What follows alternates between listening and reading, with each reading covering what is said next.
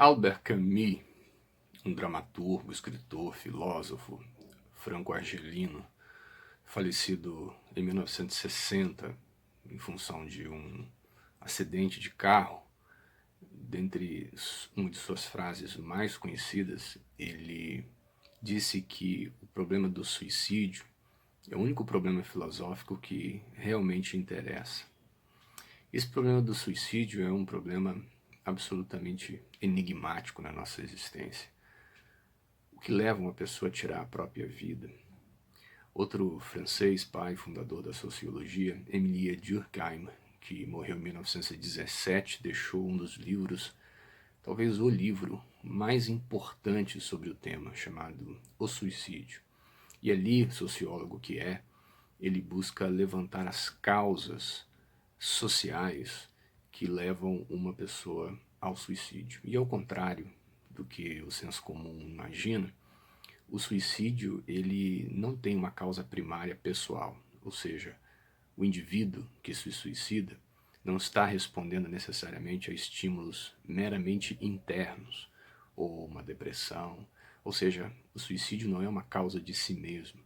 Mas Émile Durkheim, nesse livro magnífico, prova que o suicídio tem causas sociais, e lá ele faz, o livro é grande, ele faz uma pesquisa muito grande, muito bem embasada, e levanta as causas sociais, por exemplo, falta de laços afetivos, perda de significado da vida em função de um negócio que vai à bancarrota, grandes crises institucionais, grandes guerras, grandes mouvements sociais. Todas essas são causas que levam o indivíduo a se descolar do chão que o prende na existência. Isso pode levar o indivíduo a um adoecimento emocional, a uma perda de horizonte utópico, a uma perda de sentido de vida, e o indivíduo acaba, por circunstâncias assim, e imerso numa dor insuportável, ele acaba tirando a própria vida. Nós vivemos numa cidade, ou pelo menos aqui na Grande Vitória, com um grande número de suicídio. O Brasil é um dos países que mais se suicida no mundo. Curiosamente, o Japão e a Suécia, que são dois dos países mais ricos do mundo, têm as mais altas taxas de suicídio. Pessoas que aparentemente não têm grandes problemas sociais, pessoas que vivem uma qualidade de vida superior à da maioria dos países do mundo, ainda assim parecem encontrar razões para deixar de viver. Nós não devemos, como cristãos, encarar o suicídio como um homicídio. Muitos o encaram como um auto-homicídio, o que, de certa forma, é só uma outra maneira de olhar a coisa.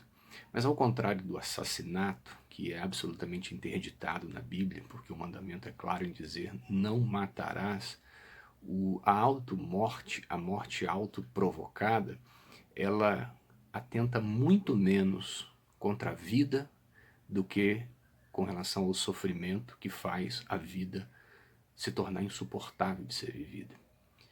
Falas, cartas, gravações, telefonemas de suicidas que fizeram antes de cometer o ato mostram e nos dão o tom da enorme dor que eles sentem. Ontem nós acordamos no país com a notícia do suicídio do ator famoso Flávio Miliaccio. Fez parte da juventude da maioria das pessoas da minha geração, especialmente como tio Maneco. E as crianças da minha época, como eu, adoravam o tio Maneco pela sua leveza, pela sua ludicidade, pela sua simpatia, seu carisma e carinho com as crianças. Ele deixou uma carta de despedida muito triste. E nessa carta de despedida, realmente a gente tem que dar razão a Émile Durkheim. Ele aponta na sua carta que as causas do seu suicídio são sociais. Não estava mais dando conta de viver num país tremendamente injusto e tremendamente destruidor da dignidade humana, sobretudo os mais pobres e mais velhos, segundo a carta dele. A Bíblia não nos é muito clara em indicar e ela não trata frontalmente desse assunto, mas ela trata do assunto da morte. E o salmista nos conforta o coração para, independente da situação de vida que nós estejamos enfrentando, ou da situação de morte que nós viemos a enfrentar, que Deus é maravilhoso e Ele não nos abandona nem no vale da sombra da morte.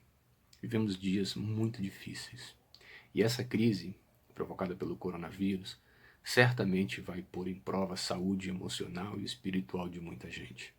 O próximo suicida pode estar perto de você. Que Deus nos dê amor e discernimento do Espírito para acolher e para amenizar a dor dessas pessoas que às vezes chegam num ponto tal que não suportam mais o peso de viver. Que Deus nos use, a nós cristãos, para que através do nosso amor, do nosso acolhimento, possamos gerar vida e esperança. Laços que são fundamentais para manterem colados ao chão aqueles que estão se desgarrando do chão dessa existência. Que Deus tenha misericórdia de nós, de mim e de você, em nome de Jesus.